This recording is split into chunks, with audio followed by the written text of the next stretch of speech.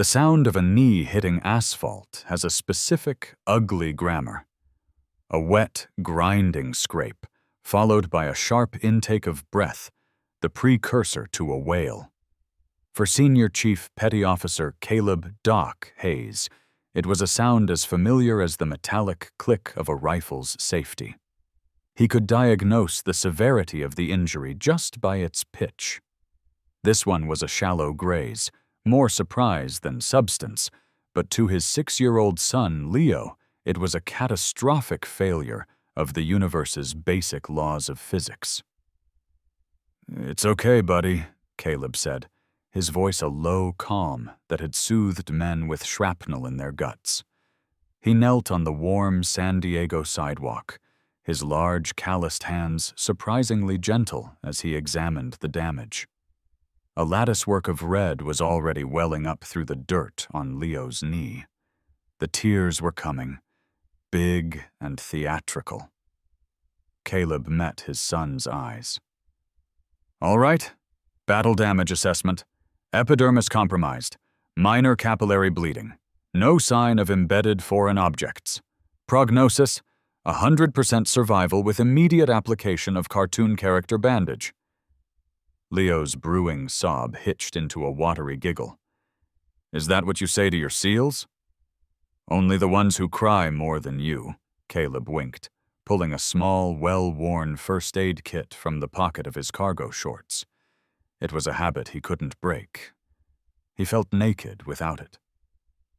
As he meticulously cleaned the scrape with an antiseptic wipe, the familiar motions a balm to his own restless soul, his phone buzzed. The caller ID was a restricted number. His shoulders tightened. He answered, keeping his voice light for Leo's sake. "Hayes?" "Doc," the voice of his commanding officer, Lieutenant Commander Evans, was tight and humorless. "Pack your gear. Briefing in 90 minutes. We've got a new assignment." Caleb sighed, dabbing the wound dry. "Another goodwill tour, sir? Last time we ended up babysitting a senator's nephew who wanted to experience the suck." "Worse," Evans grunted. "VIP protection, diplomatic detail. We're on overwatch for Prince Tariq of Zaran's visit." Caleb paused, a rocket ship bandage halfway to his son's knee. "A prince?" "Sir, with all due respect, that's a job for diplomatic security, not us. We're a strike team, not glorified bodyguards." "Tell that to the State Department," Evans said, his voice laced with the same frustration Caleb felt. "The Zaranis are skittish after that mess in Geneva last year. They specifically requested a Tier 1 asset. Admiral Thorne is overseeing the whole circus. His orders are simple. Look tough, stay invisible, and for God's sake don't cause an international incident. The optics have to be perfect." Optics. The word tasted like ash in Caleb's mouth. His entire career, a craft honed in the unforgiving crucible of combat, was being increasingly reduced to a photo opportunity. He had set bones in the dark, performed surgery with a headlamp clenched in his teeth, and restarted hearts with his bare hands, all in places the world forgot. Now he was being told to be a stage prop. "Understood, sir," Caleb said, his voice flat. He stuck the bandage onto Leo's knee with a final paternal pat. "On my way." He hung up and looked at his son, who was now proudly admiring his new rocket ship. The simple, clean finality of the act, a wound cleaned, a child comforted, was a stark contrast to the murky political mire he was about to step into. He was a healer, trained for a world of absolutes, life or death, wound or suture. But the world he was increasingly forced to operate in was one of shades of gray, a world of bureaucrats and optics where the mission wasn't to save a life, but to manage a perception. The briefing room was cold, the air thick with the smell of stale coffee and ambition. Rear Admiral Markham Thorne stood before a massive digital screen, a man whose crisp, starched uniform seemed to be the source of the room's chill. He was lean, with a hawk-like nose, and eyes that didn't just look at you, they assessed you, calculating your utility to his career trajectory. He pointed a laser at a picture of a smiling young man in a tailored suit. "This," Thorne declared, his voice cutting through the silence, "is Prince Tariq al-Zahran. He is young, he is progressive, and most importantly, his nation sits on 12% of the world's proven oil reserves. His visit to dedicate the new Zahranian Center for International Studies is not just a diplomatic courtesy, it is a multi-billion-dollar strategic alignment. Your job is to ensure that alignment goes off without a hitch." Caleb sat in the back with the rest of his SEAL team, a silent knot of muscle and focused calm. They had heard speeches like this before. They were always about assets and alignments, never about people. "You are a scalpel, not a hammer," Thorne continued, his eyes sweeping over them with a faint air of disdain. "You are here at the specific, and I might add, politically delicate, request of the Zahranian government. You will provide tertiary overwatch. You will not engage. You will not interact. The primary security detail is being handled by the State Department's Diplomatic Security Service. Your role is to be a ghost, a lethal deterrent whose presence is felt but never seen. Are there any questions?" Silence. Questions were not encouraged in Admiral Thorne's world. Their introduction to the DSS team on site was even more discouraging. The lead agent, a man named Sterling, oozed a smug superiority that set Caleb's teeth on edge. He was tall, with perfectly coiffed hair, and a suit that probably cost more than Caleb's car. He looked at the SEAL's dusty combat boots and rugged gear as if they'd tracked something filthy into his pristine operation. "Well, well, look what the Navy dragged in," Sterling said, a smirk playing on his lips as he shook hands with their team leader. "Here to play soldier? Don't worry, boys. We'll keep the bad guys away from you. Just try not to get any of your tactical mud on the new pavement." One of the younger SEALs tensed, but a subtle glance from Caleb kept him in check. They were professionals. They didn't have to like these preening peacocks. They just had to work with them. The jurisdictional friction was immediate and constant.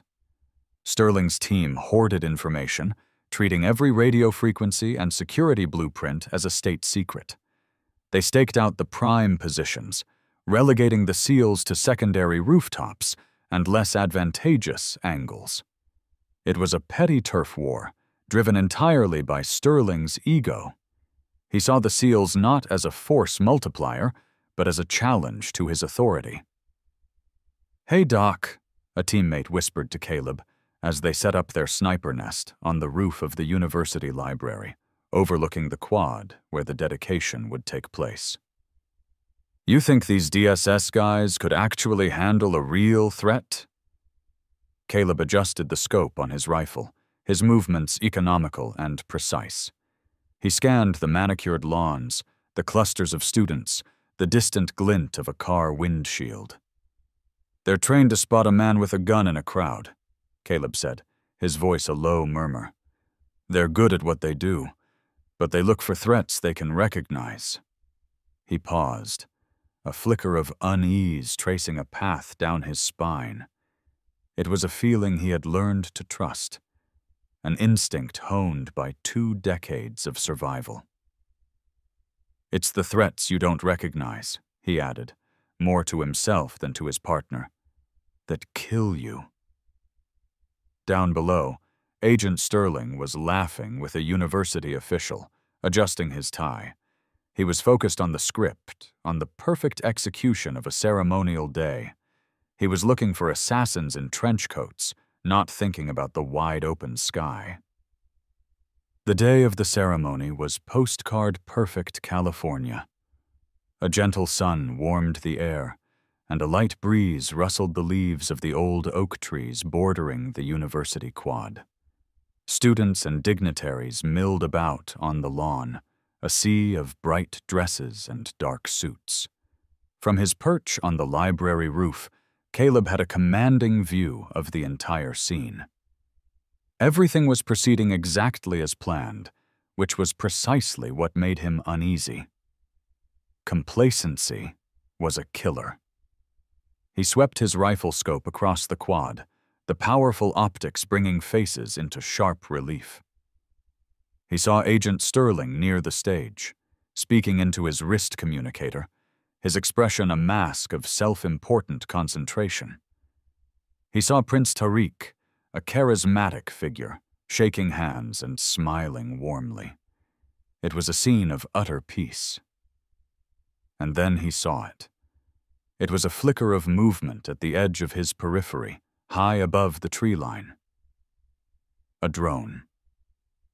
Commercial grade, a quadcopter, probably a DJI Phantom or something similar. Not unusual for a university campus. Students used them for film projects all the time. But this one was different. It wasn't hovering or executing the smooth, panning shots of a photographer. Its flight was stiff, labored. It fought against the breeze with a telltale sluggishness. "Hey, Eagle One, this is Rooftop Actual," Caleb said calmly into his comms. "I've got eyes on a civilian drone, south quadrant, altitude approximately 300 feet. Can you confirm it's on the approved flight list?" The radio crackled. It was Sterling's voice, dripping with annoyance. "Negative, Rooftop. All airspace is restricted. It's probably just some kid. Ignore it." "With respect, this drone is showing anomalous flight characteristics," Caleb pressed, his eyes still glued to the object. "It looks heavy. Its movements are sluggish. I don't like it." "You don't like it?" Sterling's laugh was a burst of static in Caleb's ear. "Look, SEAL, you stick to looking for snipers. My guys will handle the toy." Caleb's jaw tightened. He knew what he was seeing. In Iraq, insurgents had started using commercial drones, packing them with C4 and crude detonators. They were cheap, effective, and terrifyingly hard to stop. This drone wasn't drifting. It was moving with purpose, using the cover of the oak trees to mask its approach. He switched to his team's private channel. "Evans, I have a potential IED, airborne, a weighted-down quadcopter. It's closing on the stage. DSS is non-responsive." "Confirmed, Doc?" His CO's voice was sharp. "Confirmed. It's on an attack vector." Down on the quad, Prince Tariq had just taken the podium. The crowd applauded politely. The drone cleared the trees. Now, even with the naked eye, Caleb could see the package taped to its undercarriage, a clumsy, brutal block of plastic explosive wrapped in black tape, with wires crudely protruding. It pitched forward, the whine of its electric motors suddenly escalating into a furious scream as it accelerated, dropping altitude in a direct line for the podium. There was no time. Protocol was clear. Identify the threat, report, and maintain his position to provide overwatch.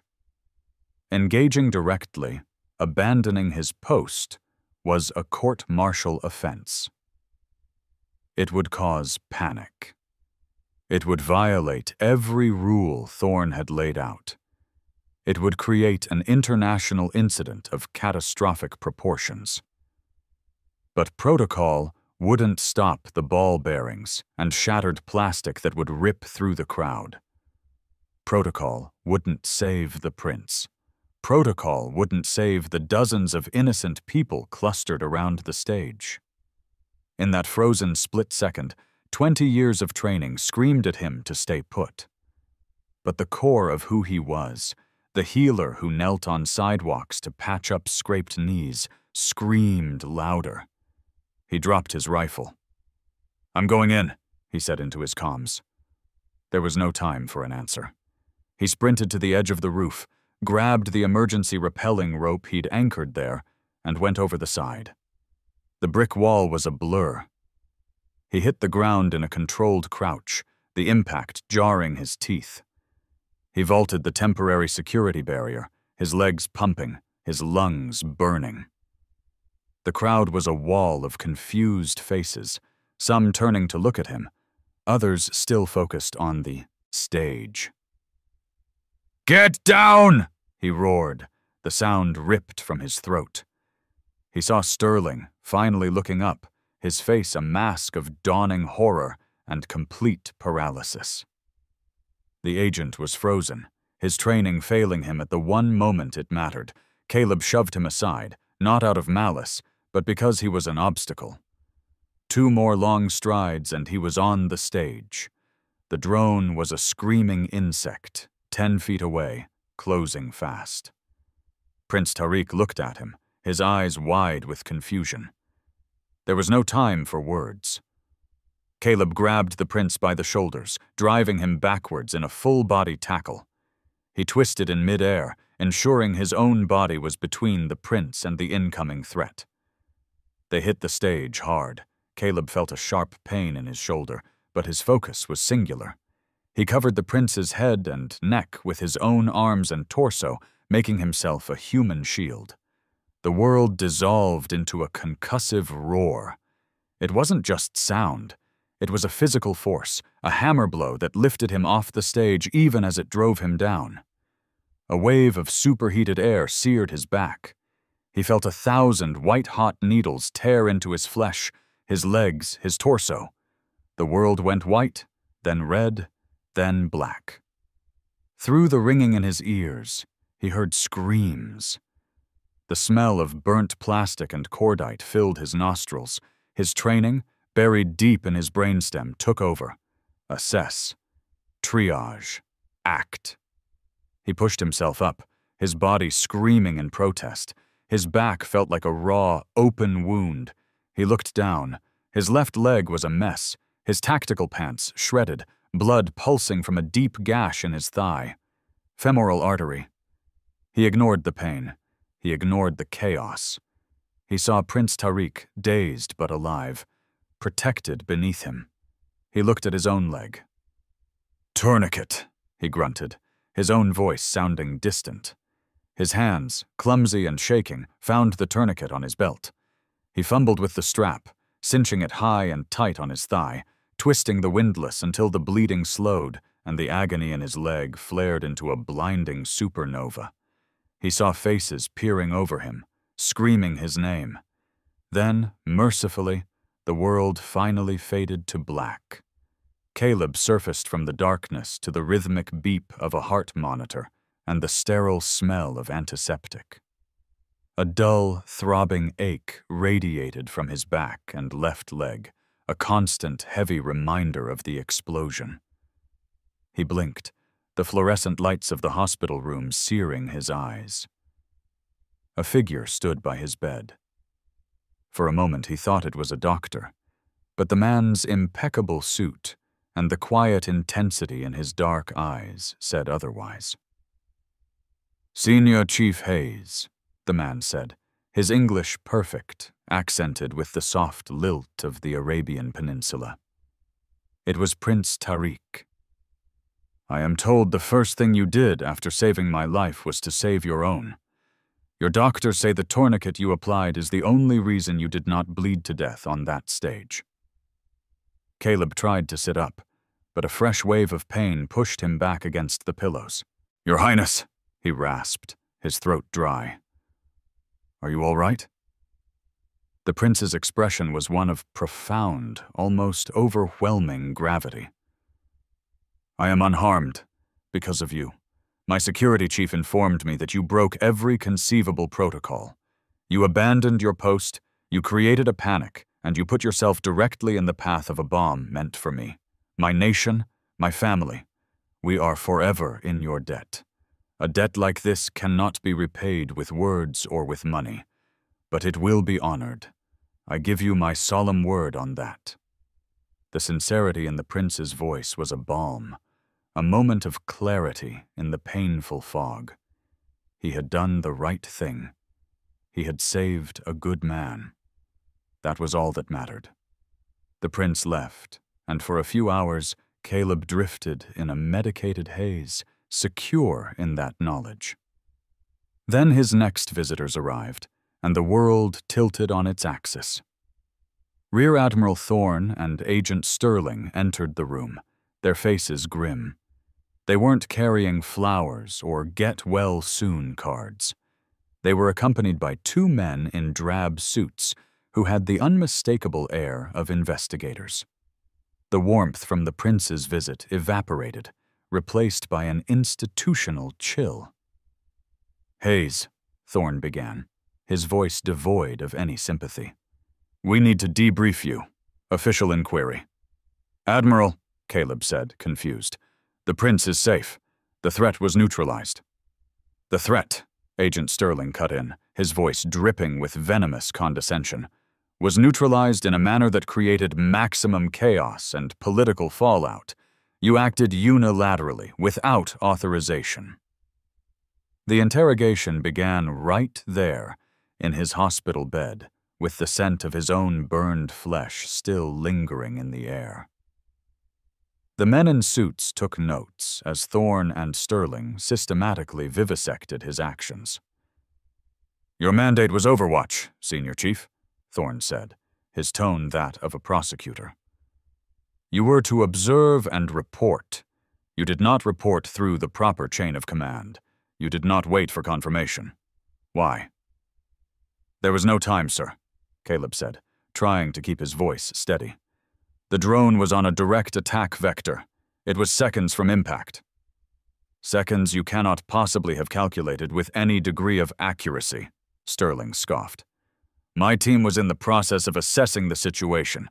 Your theatrical outburst caused a stampede which compromised the integrity of the entire security cordon. We lost control of the scene because you decided to play hero."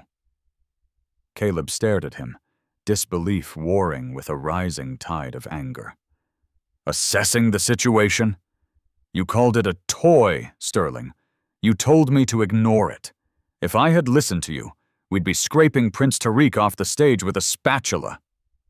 "Your assumptions about my team's intentions are irrelevant," Thorne said, his voice cold as ice.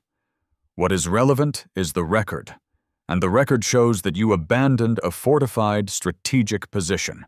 It shows you ignored a direct instruction from the lead agent on site. It shows you initiated physical contact with a foreign head of state without authorization. An act which in itself could have been interpreted as an attack. Every word was a twisting knife. They were building a narrative, a clean procedural story where he was not the hero, but the liability. His split-second, life-saving decision was being reframed as a catastrophic breach of discipline. The questions went on for 2 hours, a relentless barrage of bureaucratic minutiae and tactical second-guessing. They questioned his assessment of the drone's speed, his interpretation of its payload, his decision to rappel instead of using the stairs. It was an exercise in absurdity, a masterclass in institutional self-preservation. They weren't looking for the truth. They were looking for a scapegoat. And in that sterile hospital room, surrounded by men who saw the world through the narrow lens of regulations, Caleb Hayes realized with a sickening certainty that they had found him. The official report was delivered to him a week later by a stony-faced lieutenant. It was a work of art, a masterpiece of obfuscation and blame-shifting. It praised the overall success of the security operation and commended the seamless cooperation between naval assets and the Diplomatic Security Service. It mentioned Senior Chief Hayes's unorthodox and impulsive actions, noting that while the outcome was fortuitous, his flagrant disregard for protocol had created an unacceptable level of risk. The final paragraphs were the executioner's blow. Due to the severity of the breach in command and control, his pending promotion to Master Chief was immediately and permanently cancelled. And then, the ultimate cruelty. The report cited the grievous injuries he had sustained as clear evidence of his reckless endangerment of himself and the mission. Admiral Thorne, in a move of breathtaking cynicism, had used Caleb's own sacrifice as the primary justification for fast-tracking him before a medical evaluation board. The message was clear. Caleb Hayes was too broken to serve. Not because of the bomb, but because of his heroism. He was being medically discharged not for his injuries, but for the story those injuries allowed them to tell. The story of a reckless operator who was a danger to himself and others. A story that conveniently absolved Agent Sterling of his incompetence and protected Admiral Thorne from any political blowback. Caleb had shielded a prince from a bomb, and in return, the institution he had dedicated his life to was shielding itself from accountability, using his broken body as the barrier. The medical evaluation board was a formality, a sterile and impersonal piece of administrative theater. It lasted 17 minutes. 3 officers, none of whom made eye contact for more than a few seconds, sat behind a polished mahogany table and reviewed his file. They spoke in acronyms and medical jargon, their voices monotone. They asked him a few perfunctory questions about his pain levels and range of motion. Caleb, sitting stiffly in a chair that was agony for his scarred back, tried to explain that he was healing, that he could still contribute. It was like talking to a brick wall. The decision had already been made. Based on the findings of this board, the senior officer said, reading from a prepared statement, and considering the extent of your injuries which prevent you from fulfilling the rigorous duties required of a special warfare operator, it is our recommendation that Senior Chief Petty Officer Caleb Hayes be honorably discharged from the United States Navy for reasons of medical unfitness. Honorable discharge. They threw him that bone. After 22 years of service, of deployments to places that didn't exist on public maps, of blood and sweat and sacrifice, his career was terminated in a windowless room by 3 men who knew him only as a case number. He was handed a folder containing his discharge papers and a pamphlet on VA benefits. He walked out of the naval base for the last time, not to the sound of trumpets, but to the quiet hum of a parking lot air conditioner. His transition to civilian life was a descent into a special kind of hell reserved for broken warriors. The VA was a labyrinth of indifferent bureaucracy. He sat for hours in waiting rooms that smelled of floor wax and quiet desperation, surrounded by old men with faded unit tattoos and young men with old eyes. His assigned doctor was a tired, overworked physician who treated him with a weary skepticism. So, the report says multiple shrapnel wounds to the back and left leg, the doctor said, scrolling through Caleb's file on a computer screen without looking at him. Pain on a scale of 1 to 10? It's a constant 6 or 7. Spikes to a 9 if I sit or stand too long, Caleb said. The nerve damage is the worst part. It feels like my leg is on fire. The doctor grunted, typing. And you're seeking an increase in your disability rating? I'm seeking treatment that works, Caleb countered, his patience fraying. The physical therapy isn't enough. I need to see a specialist, maybe for pain management. We're backed up for months on specialist referrals, the doctor said flatly. I can increase your prescription for gabapentin. Take it 3 times a day. We'll see you in 6 months. It was a dismissal, not a diagnosis. He was a checklist of symptoms, a file to be closed. The man who had performed battlefield medicine under fire couldn't even get a decent doctor's appointment. The civilian world was no better. His identity, so deeply interwoven with the fabric of the SEAL teams, had been stripped away. He was no longer Doc, the man you wanted next to you in a firefight. He was just Caleb Hayes, a 42-year-old man with a limp and a resume that didn't translate. He sat in a glass-walled office for an interview as a corporate security manager. The interviewer, a man half his age in a slim-fit suit, looked at his resume with a puzzled expression. "It says here you were a special warfare operator," the interviewer said, stumbling over the words. "What exactly does that entail in a practical sense? Is that like project management?" "It entails threat assessment, risk mitigation, personnel management in high-stress environments," Caleb explained, trying to bridge the massive canyon between their two worlds. "Right," the interviewer nodded, clearly unimpressed. "But do you have any experience with quarterly budget reports or vendor contract negotiations? We find that's really where the rubber meets the road here.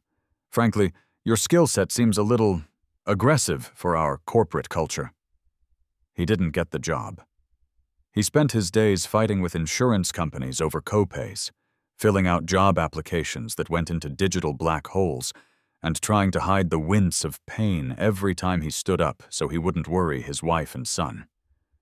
He was adrift in a world he had fought to protect, but no longer understood.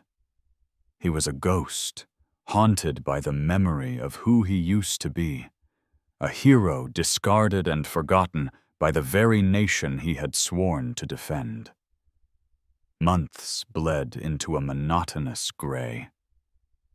Caleb's world had shrunk to the four walls of his small suburban home.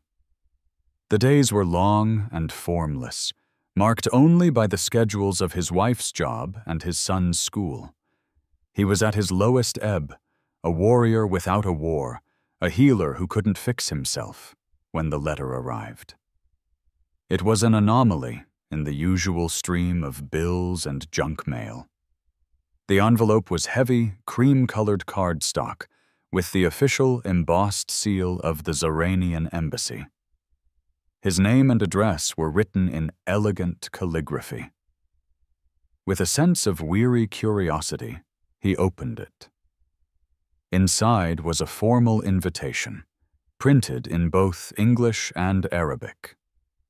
"His Excellency, Prince Tariq al-Zahran, requests the honor of your presence at a dedication and transfer ceremony at Naval Base San Diego." He stared at it, a frown creasing his brow. A ceremony? Why would he be invited? It was probably some diplomatic formality, a box-checking exercise to thank him for not letting the prince die. His first instinct was to throw it in the trash. The last thing he wanted was to set foot on a naval base, to be surrounded by the crisp uniforms and rigid protocols of a life that had been stolen from him.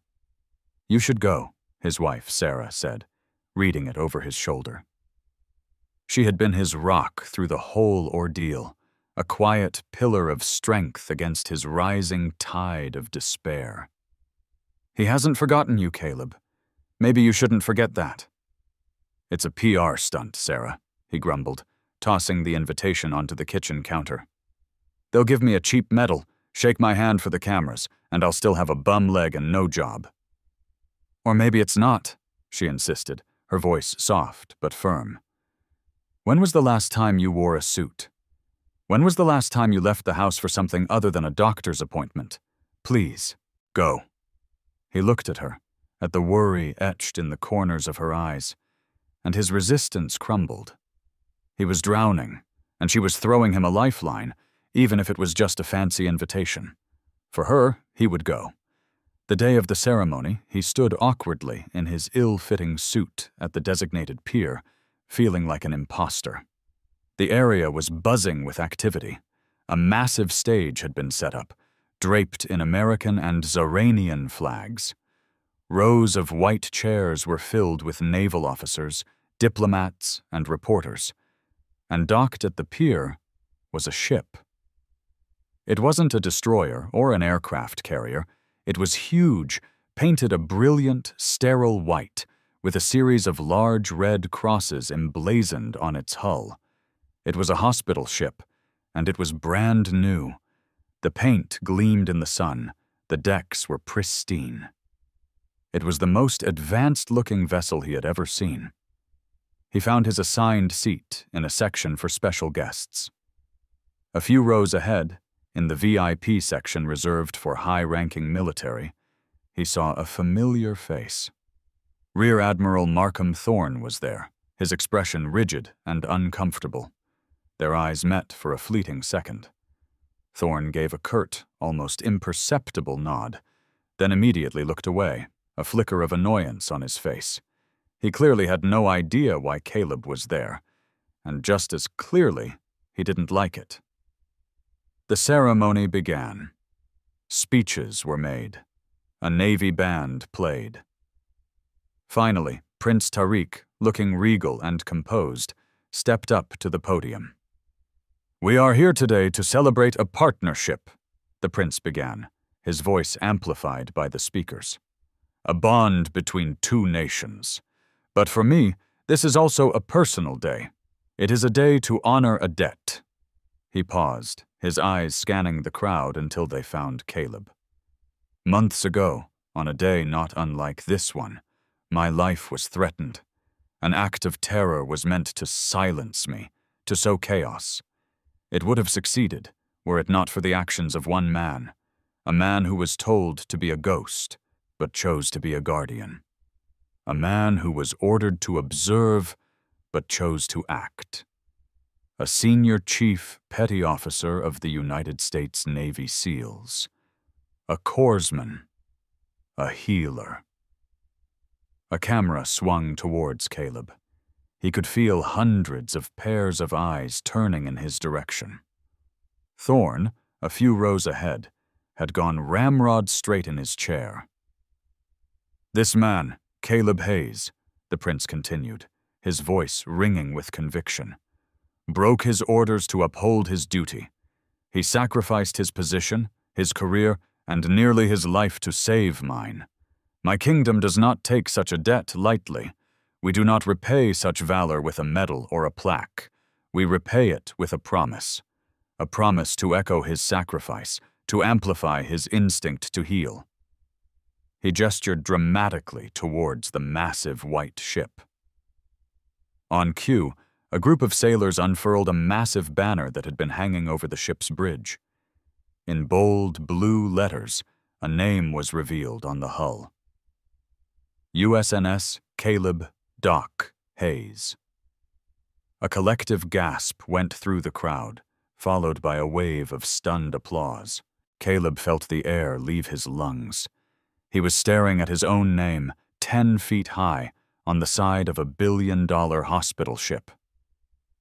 "My kingdom commissioned and built this vessel, the most advanced hospital ship in the world," the prince declared, his voice rising over the applause. "And today, we gift it to the people of the United States. It will serve as a beacon of hope, sailing to the darkest corners of the world to offer aid and healing to those in need. But this gift comes with one condition, one non-negotiable term. The humanitarian missions of the USNS Caleb Doc Hayes are to be administered by a new, independent charitable foundation, and its first executive director, by royal decree of the Kingdom of Zahran, will be the man for whom it is named." The world seemed to move in slow motion. The applause was a thunderous roar, a physical wave of sound that washed over Caleb. Reporters were scrambling, their cameras flashing like strobe lights.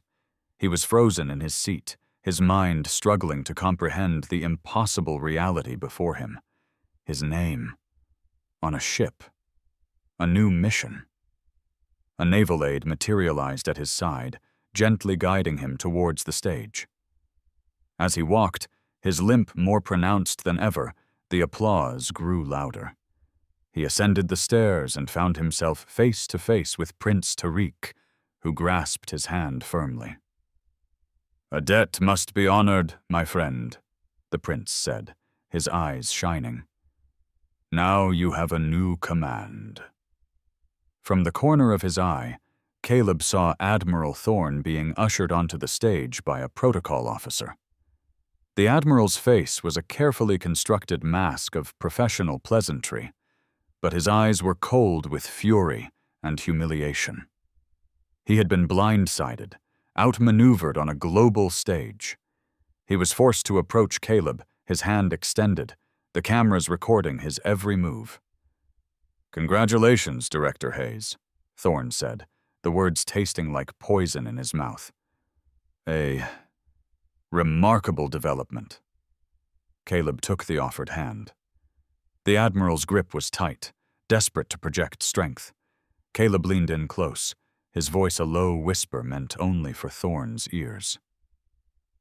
"This ship will save the lives that men like you only see as statistics, Admiral." He saw a flicker of raw hatred in Thorne's eyes before the man pulled his hand back, turned, and retreated from the stage, his perfect posture the only defense he had left against a public and undeniable defeat. Later, Caleb would read a small article buried in the back of a newspaper, noting that Rear Admiral Thorne had been reassigned to a desk job at the Pentagon overseeing logistics procurement, a well-known graveyard for ambitious careers. Another report mentioned that a certain diplomatic security agent named Sterling had accepted a new post as head of security at the U.S. consulate in Anchorage, Alaska. 6 months later, the view was different. Director Caleb Hayes stood on the bridge of the USNS Caleb Doc Hayes, not as a patient or a guest, but as its leader, the Bentchatis. Rhythmic hum of the ship's engines was a comforting vibration beneath his feet. The smell was not of antiseptic, but of salt and open sea. His back still ached and his legs still burned, but for the first time in a long time, he felt whole. He had assembled his crew with care. His head of medical operations was a former Army surgeon forced into early retirement by an injury in Afghanistan. His chief of logistics was a Marine quartermaster who had been passed over for promotion one too many times. They were a crew of dedicated, brilliant people who had been discarded by the system, just like him. They were all broken, and together, they were invincible. "Course is set for the Caribbean, sir," the young captain of the ship reported. "We'll be on station to assist with hurricane relief in 36 hours. Caleb nodded, his eyes on the endless blue horizon. He was no longer a weapon, a ghost on a rooftop. The institution that had betrayed him had intended to cast him into the darkness, but a foreign prince had given him a lighthouse. He had a new mission, one not of destruction, but of mercy and restoration. He had traded his rifle for a fleet of operating rooms, his SEAL team for an army of doctors and nurses. It was the same core purpose that had driven him his entire life, to run towards the chaos, to heal the wounded, now amplified on a scale he had never imagined. The sea air filled his lungs, clean and full of promise. He was still Doc Hayes, and he was finally home.